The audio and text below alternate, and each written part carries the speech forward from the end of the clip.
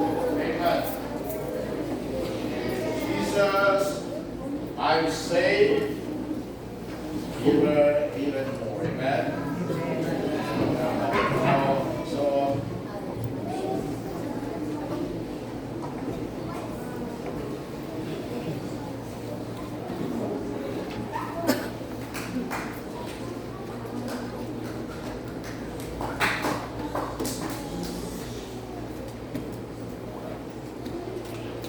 ano ito kantaran kayo?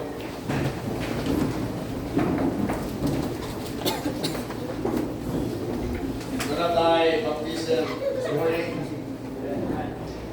Amen. So hopefully we can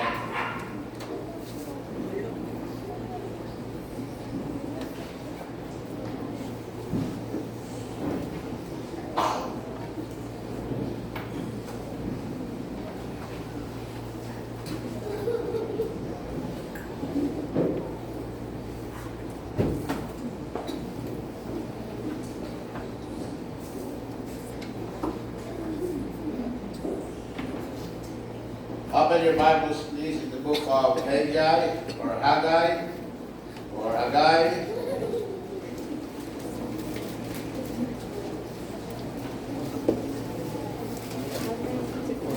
One of the minor prophets.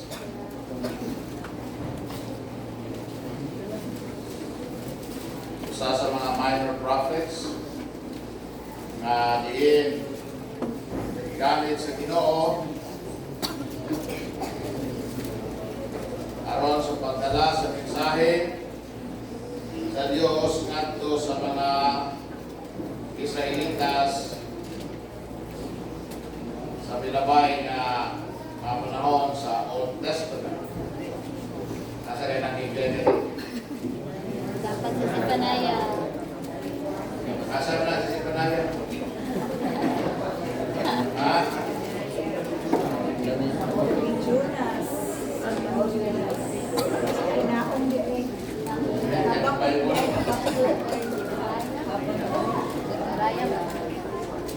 Alright. Putanan ganit ko, nag-memorize na yung Old Testament. Kanang Haggai, kupadra na sa Hezekiah. Unahan naggamay ni Juan. Wala yung Hezekiah. Haggai chapter 2, nana mo? Verse number 10.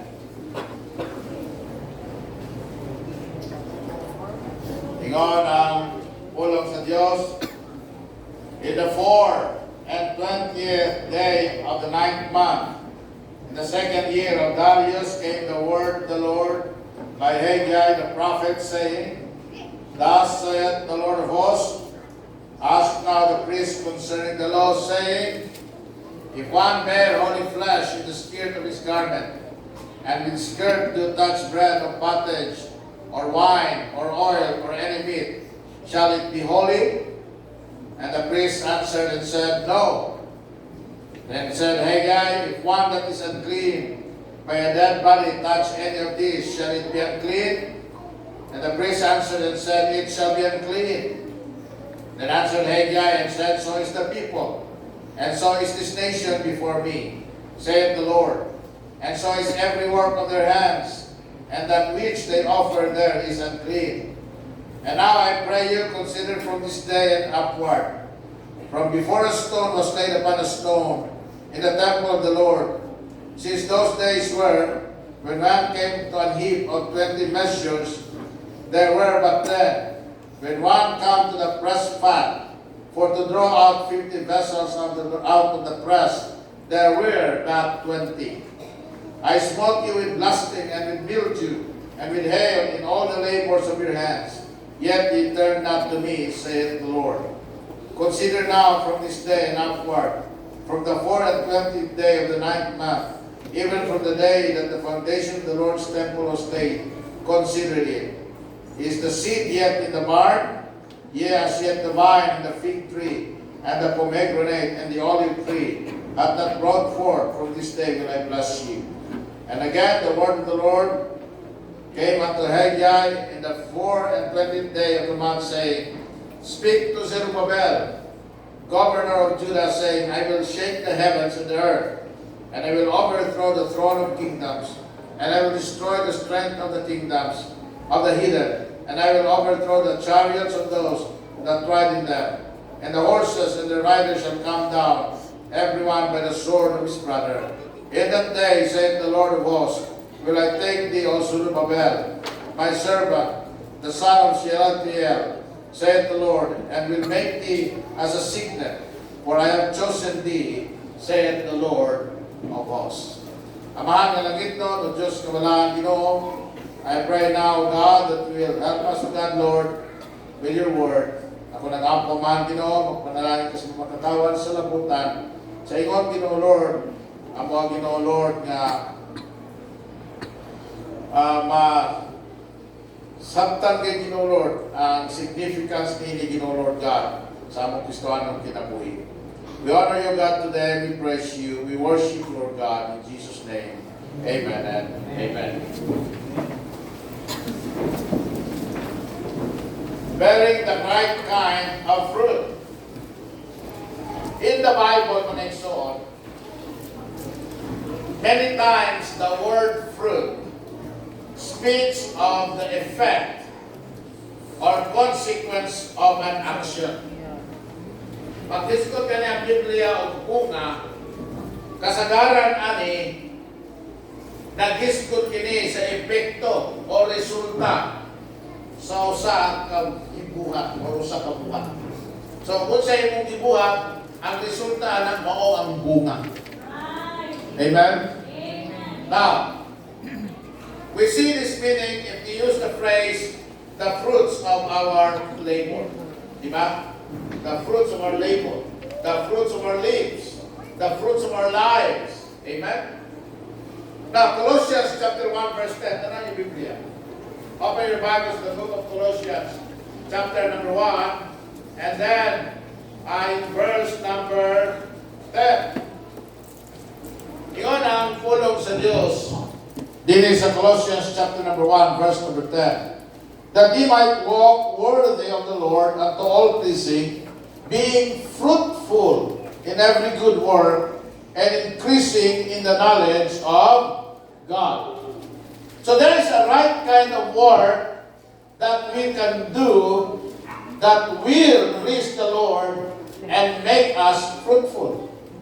Doon ay sakto nga matang sa binuhatan na atong mahimo nga makapahimuot sa Ginoo o makapahimo ka nato nga mabungahon. So what was about a person can bring fruit unto God? A believer particularly. Amen? Kaya ang believer, di na mahitapos kinabuhi sa unbeliever. Sa usa ka magtutuo, sa usa ka anak sa Dios, makahimo siya pagdala o bunga ngadto sa Dios. Amen? And kana kita bunga ngadto sa kinabuhi. In Romans chapter 7 verse 4, that a person can bring forth fruit unto death. Maura yun ni ang mahimo sa unbeliever. O gani bisan sa believer. Doon ay mahimo ang believer na ang resulta kamatayon. Labi na kung ang iyang himoon sala o kasalanan. Amen? Now we make decisions, and from the decisions we make come fruit or results and consequences. Now sa atong teksto karong buntag, the remnant of Israel na ibalik ngadto sa Jerusalem to rebuild God's house. But for 16 years, sunod sa 16 na tuig, instead of finishing the house of the Lord, they neglected it. Ila kining napasagdan nila ang bulaton sa Diyos, and nahimo silang busy sa ilahang mga kaugalingon nga panimuha o paningkamot.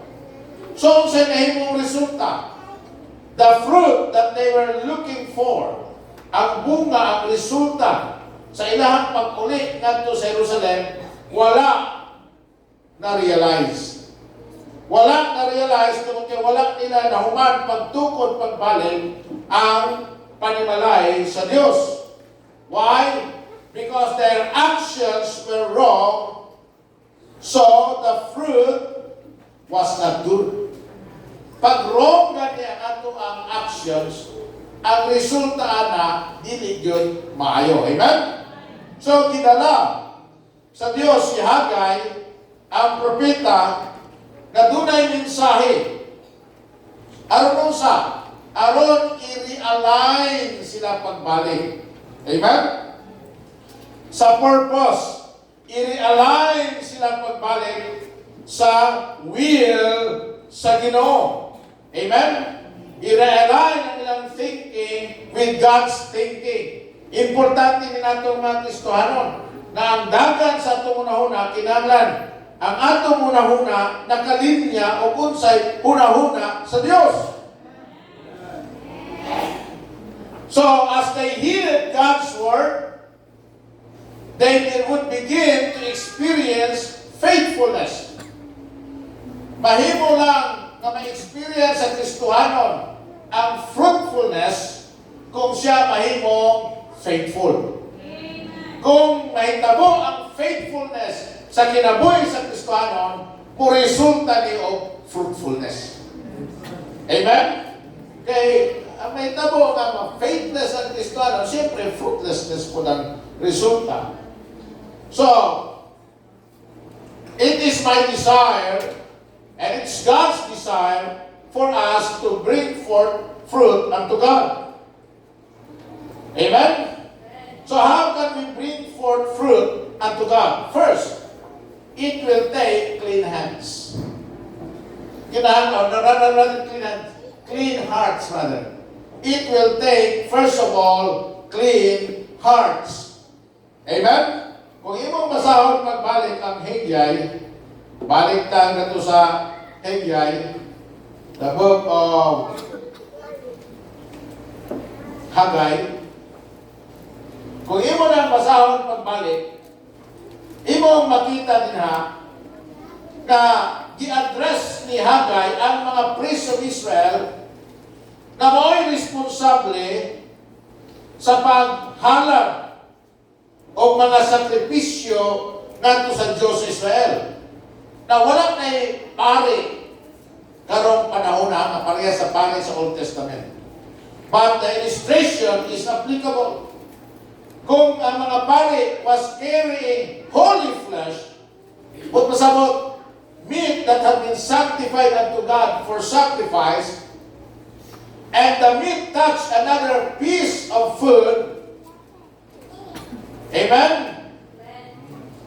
Mutakot ba ang holiness ngadto sa other piece of meat? Ingon ang Ginoo, dili. Of course, not. In verse number 13, under the law, if you touch a dead body, you are unclean for 7 days. Di ba?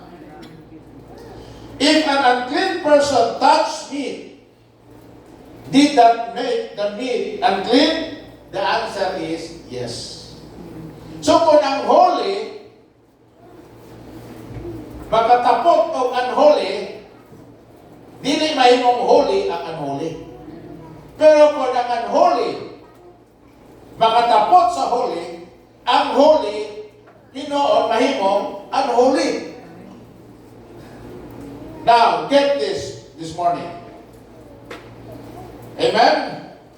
Madala ko na kung ikaw naakay gitawag contagious or infectious ka disease. Kaya hikap ka sa doorknob. Di ba ang doorknob posible na mahimo sa infectious? Amen? Makontaminated po siya. Makontaminated siya. So, the doorknob becomes unclean. So, what was the point, aning mga butanga? The people's hearts were not right and clean. Gano'n kayo mga napasal? Ipasandal mo lang bulaton sa Ginoo. Gahapon sa atong devotional, Di ba kinanta mo? The passions of Paul is Christ, the church, and the conversion of sinners. If you love Christ, you will love the church. Ang kakulang ni mo gugma sa lawas ni Kristo, ang kakulang nato og sakripisyo sa lawas ni Kristo, dedikasyon, commitment, work, labor sa lawas ni Kristo, ebidensya na nawatay gugma ni Kristo. So, walay bali, walay pulos, nga magsikay nga nahigugma ka sa Ginoo, unawa ka mahigugma sa iyong lawas, nga lawas man na ni Kristo. You are neglectful of His body, of His work. And nagpakita lang po na unsa nga matang sa kasing-kasing aduna kita. So, their hearts are not right and clean because they neglected the word of the Lord. So, kay dili man right ang ilang heart, so dili po right ang ilang hands. Kay dili man po right ang ilang hands, di po right ang ilang head. Amen? So, dili nato makita ng igsoon, there is no way we can bring forth fruit or good fruit unto the Lord if our hearts are unclean or filthy. Amen? Kung ang atong mga kasing-kasing hugaw o dili limpyo. The key to fruitfulness is what?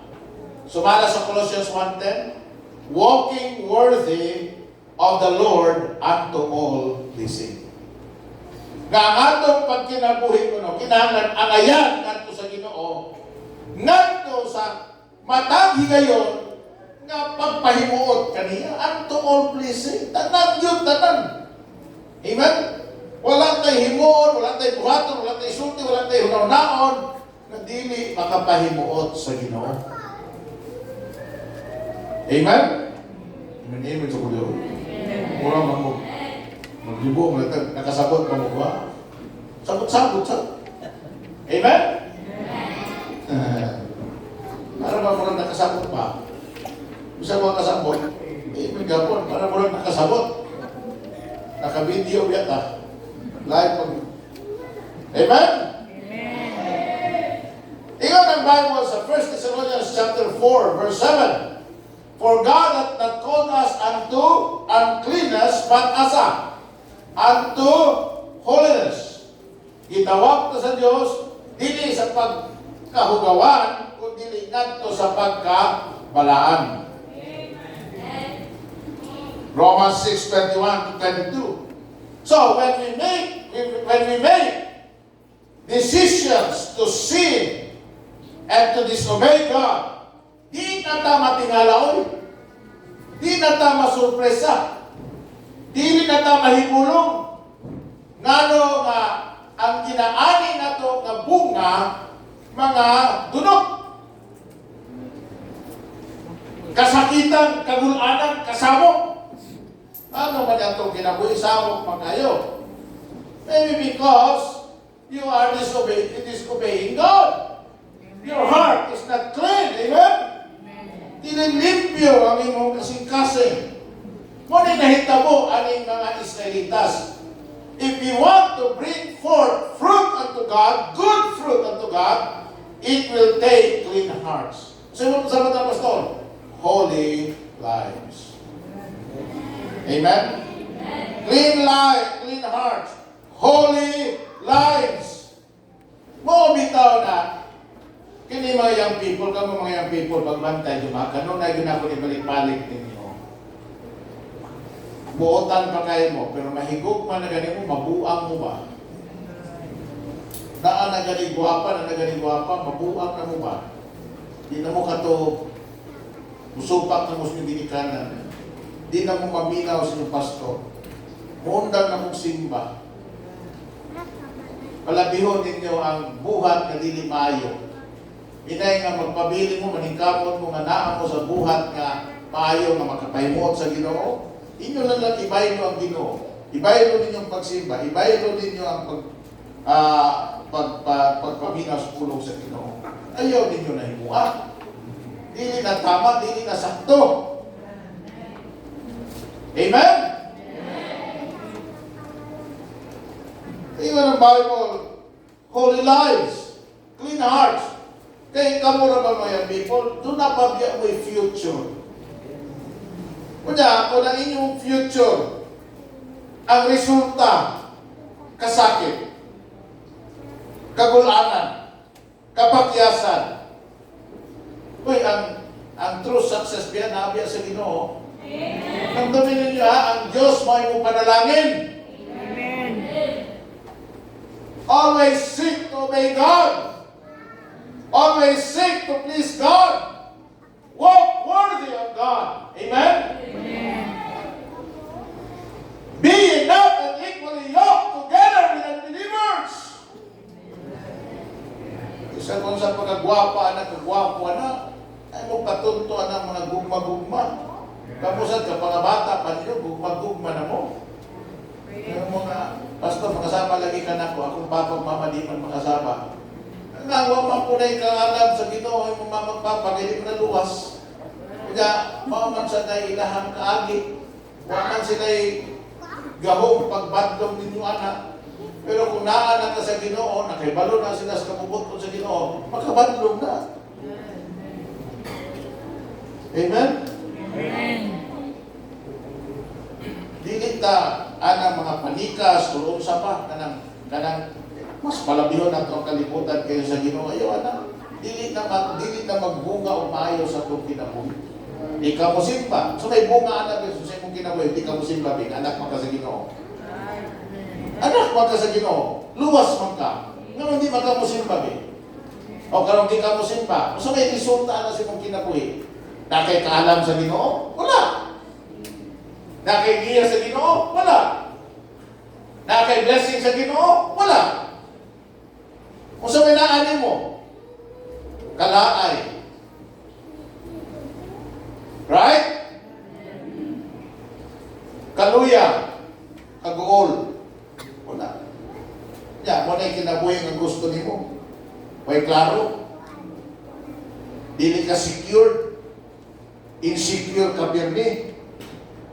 Gusto kang muhilak, gusto ka nga di ka katong sakto, gusto ka makadisobey ka. Pero ada, kinahanglan clean hearts. Aron na maayo ang bunga na atong ikahalan ngadto sa Ginoo. Kalami na sa kinabuhi nga putli. Amen? Na kada ampon nimo sa Ginoo. You know, ang Ginoo maminaw nimo kay ingon ang Ginoo, but if we regard iniquity in our hearts, the Lord will not hear us. Diba? So, ayaw ng mga dautan. Dili ka ng dautan na itong palabiyos ito kasing-kasing. Nanggalgal sa barkada, kananaang pagwarta, kananaang paguyab, kanang paglulinghayaw. Dili na mo'y palabiro na to. Kaya ang bunga, anak, dili maayaw sa itong kinabuhi.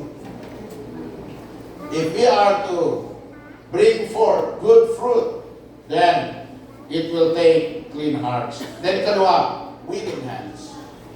Willing hands. Ingon sa Haggai sa verse 15, remember back to when you quit building the house of the Lord. Paano ninyo balik kanus amo ni undang sa panimalay sa Ginoo. Amen? Hinumdumin ninyo na. Magkasamok-samok na gani, magkakulang-kulang na gani, laay-laay na gani mong kinabuhi, bisag kung saan mong paningkamot, bisag kung saan mong paninguha, murang walay direksyon, walay kapainan, walay gipaingnan.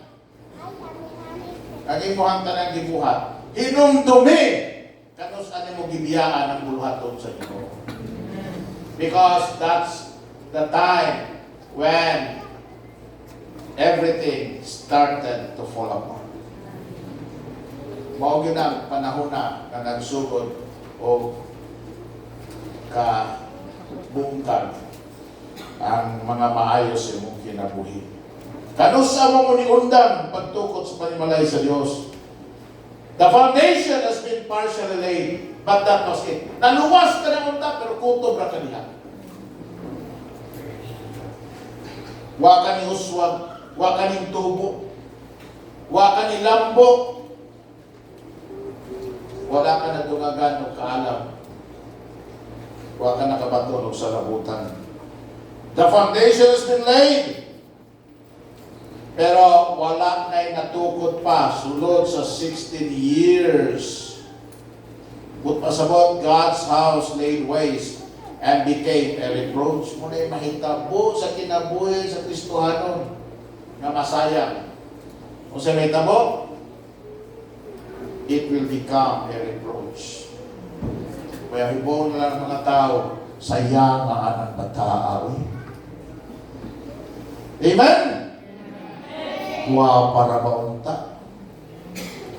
Sayang ang anak, bright ra maunta. Sayang ang anak nila, Amen?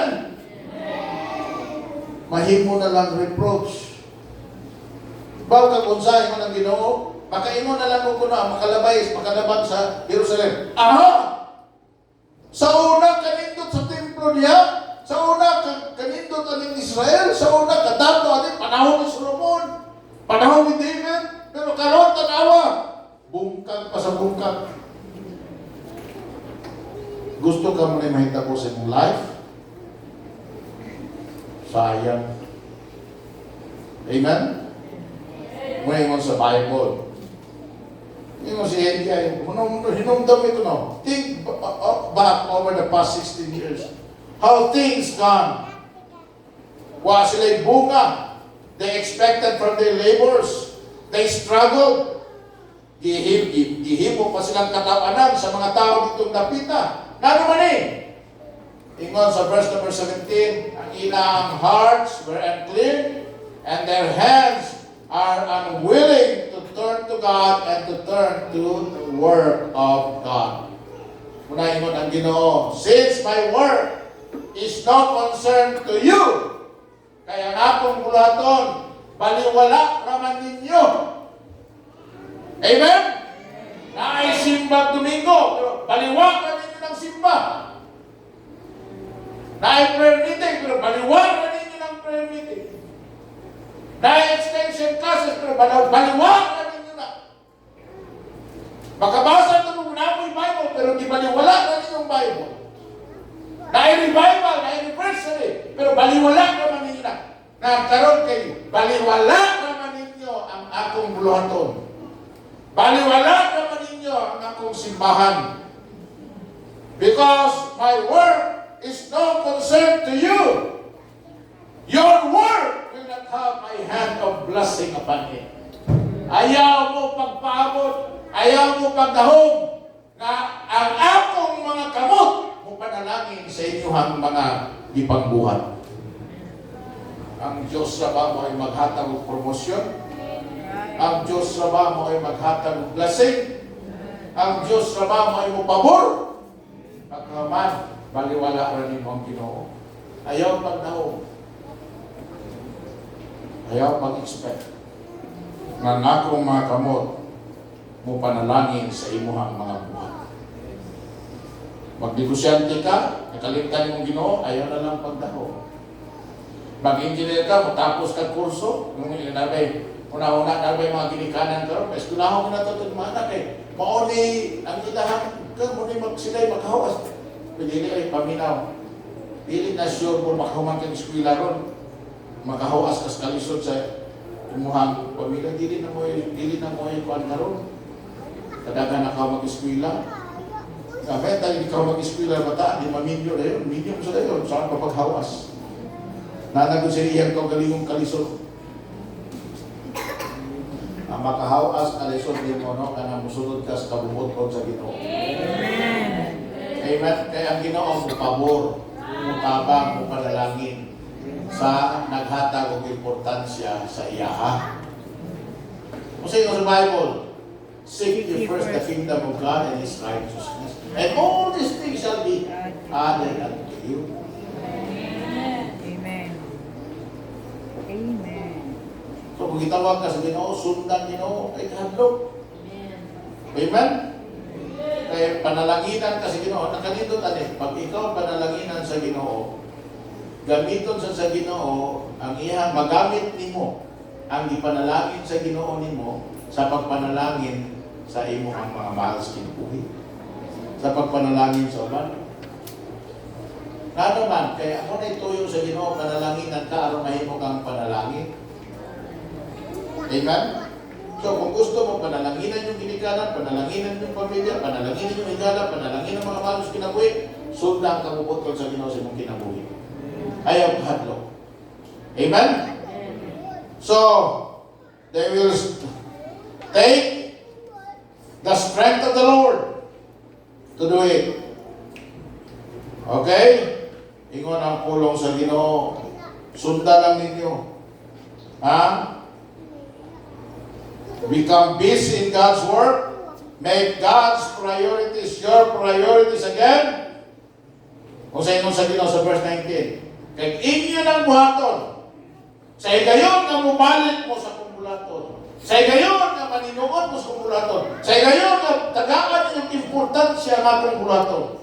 Ingon ang Ginoo. From this day, ianan at lawa, lalimang kanan, pagbalik ni mo dayon, amen? Amen? Gikan ka sa pagbiyak, tapos pagbalik ni mo dayon. From this day forward, from this day on, ingon ang Ginoo. Kung saan sa Ginoo, will I bless you. Amen? Will I bless you. So, ingon ang Bible, ang attitude nato is be steadfast, unmovable, always abounding in the work of the Lord, for as much as you know that your labor is not in vain in the Lord. Amen? Willing hands, mga igsoon. Willing hands. Ha? Dagang Kristohano, malibungang ikapakita silang kinabuhi sa diyang mubarog na sila tubangan sa Ginoo simply because God's word was not a priority to them. God's word was not important to you. Kanang mabuhi na bitaw ta para sa itong kagalingon o para sa atong kagalingong katuyuan. Kung mabuhi lang ta para sa itong kagalingon, lahi sa kabubot o kagustuhan sa Diyos sa tuwa, makita na nimo, nagiusikan na nimo ang imong kinabuhi. Giusikan na nimo ang imong resources. Ibutang nimo ang imuhang salapi, sa bag, sa basket na puno o lungan, puno o puslot, puno o bangag. Mahibong ka, daghan kang gibutang, daghan kang gibutang, daghan kang gibutang. Pero nga naman gawa, hindi man mapuno. Nga di man yun mapuno. Amen? Abi ni mo sakto na. Abi ni mo tama na. Abi ni mo bastante na. Abi ni mo bites na. Secure na ko. But then, makita ni mo, kulang gihapon. Di gihapon pasigo. Dili gihapon kasya. Ano man, nagtuo ka na nakapundo ka, pero di ay ang imuang gisudlan puno sa buslot. Yan ang kinabuhi nga wa ipagamit sa Ginoo, buslot ng kinabuhi. Hawang empty. Amen? Cannot hold on the blessings.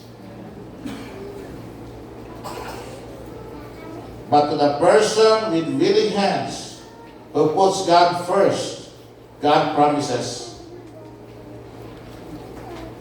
your labor is not in vain in the Lord. Kung saan may promise ito? 2 Corinthians chapter 9, verse 8. Ano? 2 Corinthians chapter 9, verse number 8. Ingon ang Bible din eh. Ingon siya, and God is able to make all, amen, all grace abound toward you asa pa daw towards you. Kalamihan na, amen? Daliman ka na, tanang panalangin, padulong nimo. Hallelujah, praise the Lord. Amen? Tanang pabor na ani mo. Amen? Tanang grasya na ani mo. Diha padulong nimo. Pero baka sa Ginoo, dili Ginoo may imuhang priority. Tanang problema, padulong nimo. Ha? Tanang kalisod, padulong nimo. Tanang kasakit, padulong sa imo ha. Walay matang sa kalisdanan na di nimo matilawan. Kung dili ang Dios may una sa imong kinabuhi. Pero yung God is able, amen, to make all grace abound toward you, that ye always, amen, always having all sufficiency in all things. Way makulang gid, amen. Sakto gito ni sa Psalms 23. The Lord is my shepherd, I shall not want. May abound to every good work. The strength of the Lord. Tinahanglan na to. Lastly, for the sake of alliteration, submissive heads. Ganun. Amen? Let this mind be in you, which was also in Christ Jesus. Head. Kinahanglan ang imong una align sa Ginoo. Ayaw paghimog imong gusto. Ayaw paghimog imuhang kurso. Ayaw paghimog imuhang kabubuton. Subitar sa kabubuton sa Ginoo. Kailalom sa kabubuton sa Ginoo. Unsay gisulti sa Ginoo mo'y buhatan. Unsay gusto sa Ginoo si kuha mo'y sunda. Amen? Believe God. Have faith in God. Trust Him.